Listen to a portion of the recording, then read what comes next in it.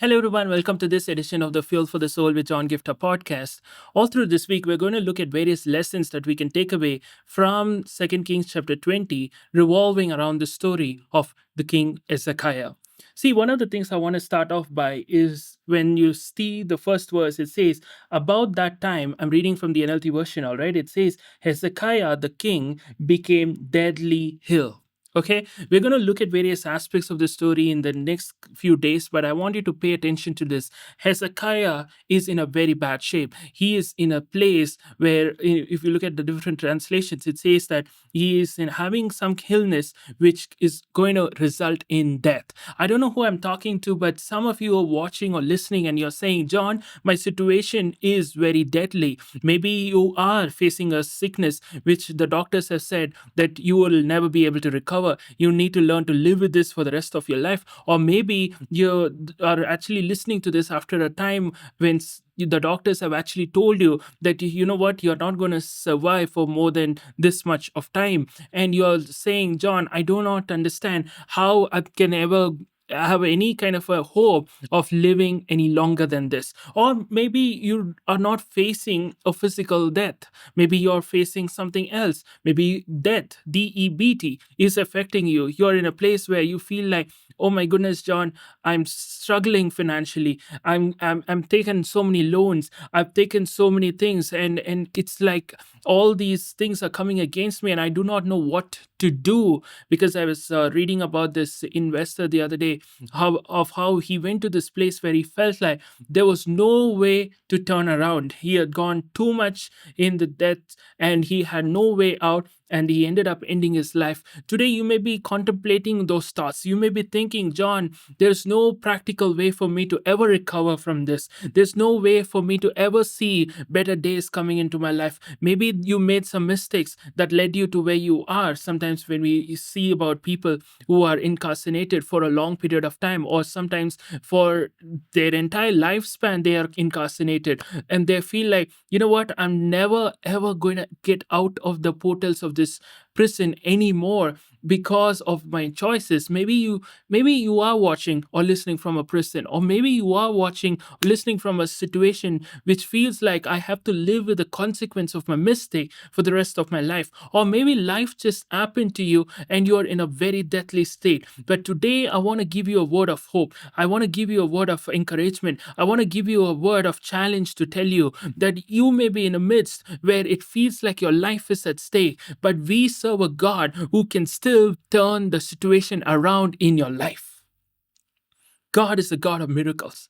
When you see Hezekiah, when he was in a deathbed, it felt like there was no way out for him. But what God did was he turned his life around, and he was able to live 15 more longer years. I want to tell you something, dear saints of God. When I was 45 days old, the doctors told me that there was no way for me to be alive. They said that, you know what, we have come to the best of all our medical expertise. We have come to the best of everything that we can do, but there's no way this baby is going to survive. You better call all the relatives and say that this baby is going to die. But I'm here to announce to you that the Lord who changed my life from being in the deathbed to coming here and ministering to you and to millions across the globe, I want to tell you that's the God who can turn the situation around in your life. Whether you're facing a sickness, whether you're facing a financial trouble, whether you're facing some challenges in your relationship or your marriage or your family, and you think, I have to live with this for the rest of my life. Maybe there is somebody in your family who is struggling because of some health conditions, and you have to struggle because of being associated with them. Or maybe there are things that you're dealing with which feels like this is how my life is always going to be. I can never get an edge in life. This is something I need to learn to live with. But I'm telling you, we serve a God of miracles. Just last week, I had the opportunity to travel to the northeastern eastern part of India called Assam. And one of the things I wanted to understand is it was the region in Assam and Meghalaya. These are the states that I was traveling to and ministering in a couple of churches and healing meetings and also a book conference and some local television channels and all of these things that happen. But I want you to understand during that period, they brought in a person who had experienced some kind of paralysis, so he could not lift his hand beyond this. He had to be helped in by people to be brought to the prayer meeting, and they said, can you pray for him?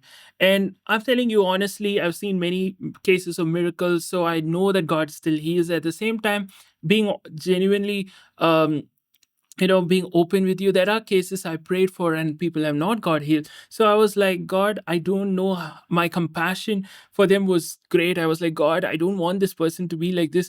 Please heal. And I just prayed for this person. And from this level, immediately he was able to lift his hand. The person got healed instantly. And he actually started walking a little, saying, you know what? I'm able to walk by myself. See, I want you to understand, it felt like he had to live with this paralysis for the rest of his life. There have been cases of people who have been suffering with cerebral palsy, or certain cases where you feel like you have to live with this for the rest of your life. Or maybe people who have got into generational financial debts. The other day I came across an article about somebody who has been suffering for 3 generations of slavery in some part of the world because of financial debt. And I was like, listen to this. Maybe if they had a way out, they would love to have a way out. But then they are stuck. It is like this is how their end is going to be. That is how it feels like. Today, you may be feeling like that. This is the end for me. There is no way out for me. I remember this popular TV show, or I think it's also on Netflix or something. It's called the orange is the new black, or something on those lines. Here's the thing: in that, there is this person who's suffering from terminal cancer, and they're all this entire show is all about those who are incarcerated for a long period of time and all of this. And she is happening to tell somebody else. She says, listen, even if you spend time behind bars, you have an opportunity to go out and live your life. But this is how my life is going to end, behind bars, with this terminal cancer. And it's a very sober moment when she shares this. See, you may feel like, oh, that's just a TV show, but think about this. Maybe in some way your life feels like that. You feel like, this is how I'm going to die. This is how my life is going to end. I'm never going to come out of this death. I'm never going to see better days. I'm never going to see my health improve. I'm never going to see, things turning around. But I want to announce to you, the same God who was able to bring Hezekiah from the deathbed and give him a new lease of life, the same God who was able to turn my life around from deathbed, from a death sentence from the doctor, to say, you know what, you're going to minister to multitudes. I'm there to announce to you, God is going to turn your life around. God is going to make your life be a channel of blessing to multitudes in Jesus' mighty name. If you're watching, listening, saying, John, I'm in a very deadly situation, I want to speak a word over you right now, that your situation will be met by the presence of God, by the promise of God, and God will turn your life around for good. And you will say, look what the Lord has done. He is a mighty God, a powerful God, and He's going to do wonders in your life. I really challenge you to leave a comment if you're checking this out on YouTube or Facebook, and I want you to share this with someone so that they will be blessed as well. And stay tuned for more on this series, and I will see you back next time. God bless you.